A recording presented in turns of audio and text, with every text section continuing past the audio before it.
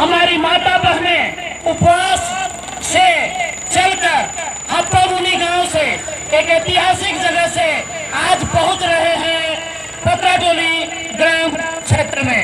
हम इनका स्वागत सर्व समाज की ओर से कर रहे हैं। मैं रविंद्र आपसे मुखातिब हूँ।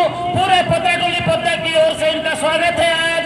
और इनके प्रणेता जो एक्स आर्मी मैन है, उनका मैं भोरी भोरी प्रशंसा करता हूँ कि सरना समाज को जगाने के लिए इन्होंने बहुत अच्छा कार्य किया है, बहुत अच्छा कार्य किया है। मैं उनको जोहार कहता हूँ, जोहार कहता हूँ। जय धर्मेश, जय सरना, जय चाला।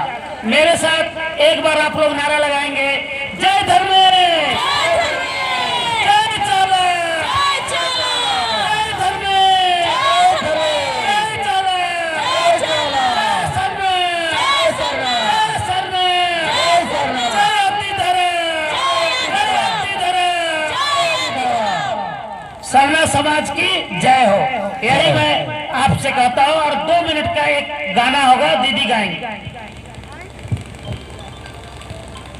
जय धर्मेश, जय धर्मेश। ए मैं धर्मेश।